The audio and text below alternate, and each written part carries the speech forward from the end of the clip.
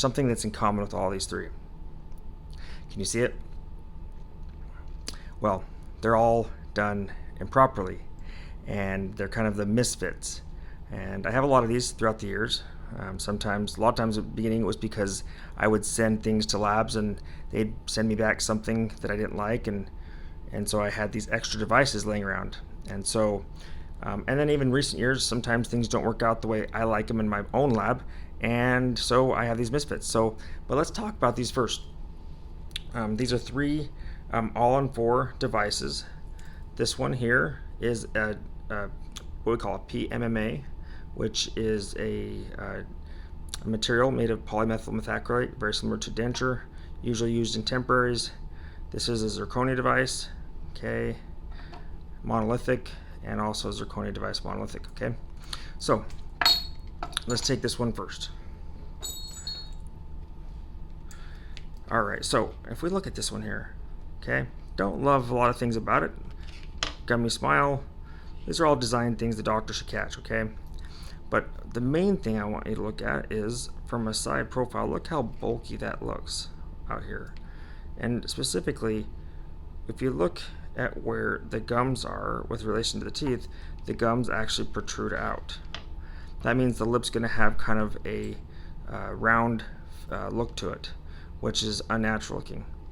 Okay, so this whole device is very bulky, making, the biggest thing is it's going to make the patient look unnatural. It also has, gummy smile, but that should be caught by the dentist. And then another thing here too is if we look in here, do you see this little glare right here? See if I can turn this just the right way. So do you see those little divots inside here? I'm looking right between here and here, that little divot. Let me spin around here, see the divot between the front two. That is a positive void inside the device.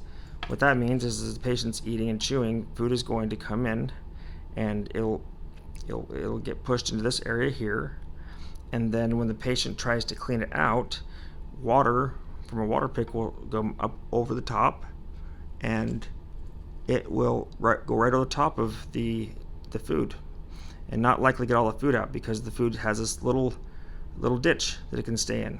Okay, that's the biggest reason, or probably the biggest error flaws inside a lot of the devices I see on Facebook, on YouTube, and the patient wouldn't know any different because they haven't had these devices all the time, and so even with floss is kind of the gold standard.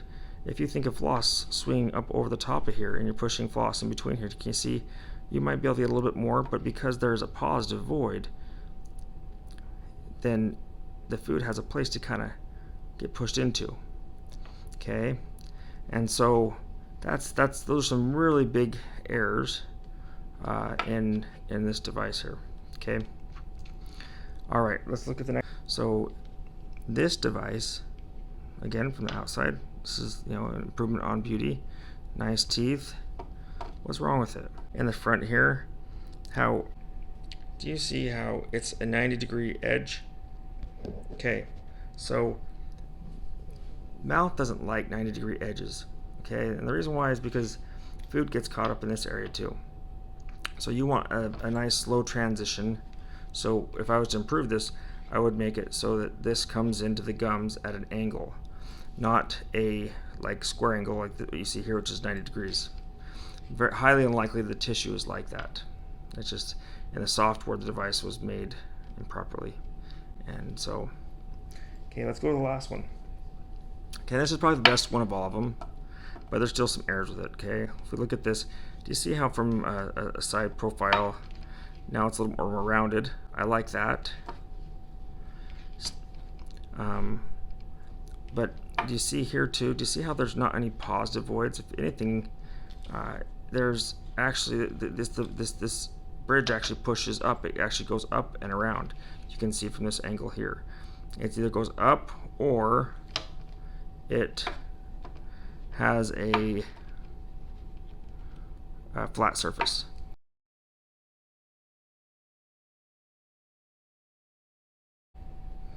So that round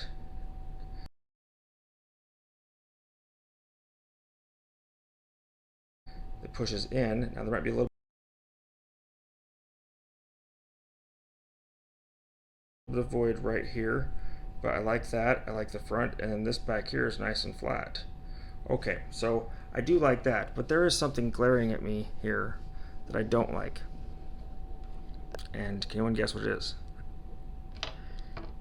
Okay, if you notice,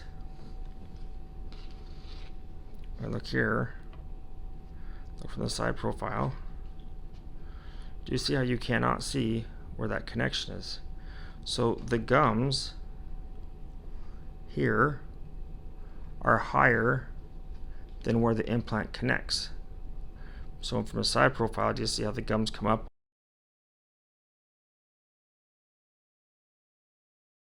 over the top? Okay, so again, this is another void that's created. This happens in the software because the software is not, was not really built to make these large bridges. Okay, so what you're looking for is to see something like, let's just say this one here. Do you see how the gums, see how they come up and they're the same edge, same level as where the implant starts? Okay. Whereas these ones here, do you see how that connection where the implant would connect to is below the height of the gums? So again, where would you get food caught in here? You get lots of food caught here. You get a little bit of food caught here, but this is the biggest one. I mean, if you look really closely here,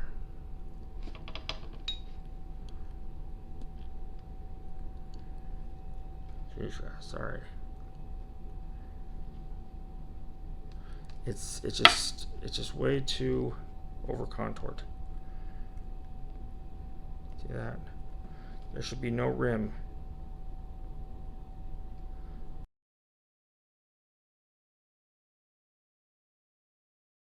There should be no rim like that.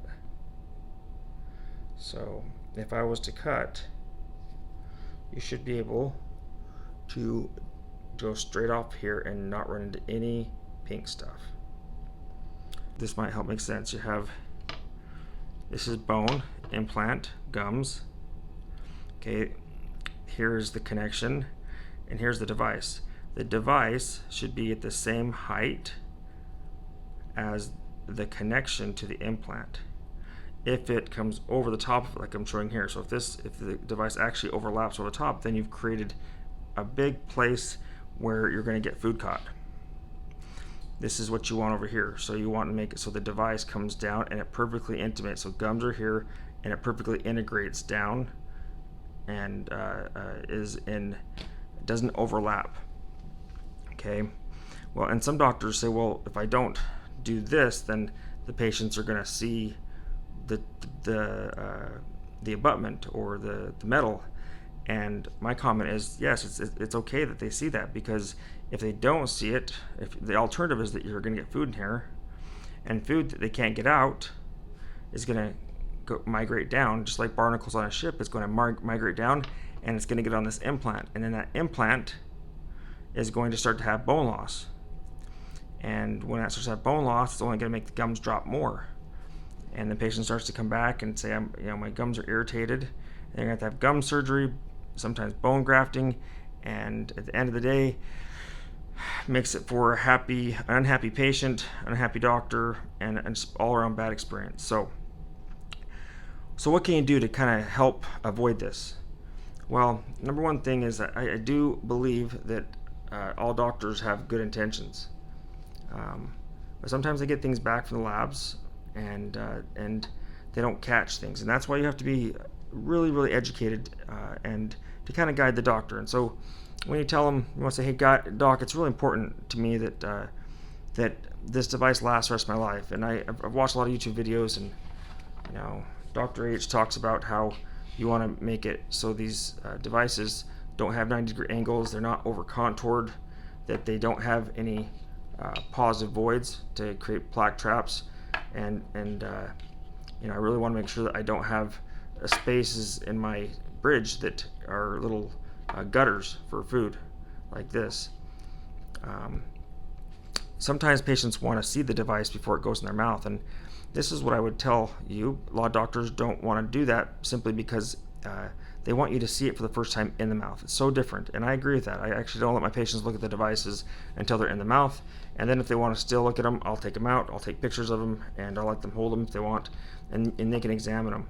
But if you just request and say, hey, it's really important. Hygiene is just so important to me. It's the part that no one thinks about, right? It's the part that you're so excited to get teeth, and you're thinking so much about function, and I mean you're thinking about how they're going to be able to chew and eat with them.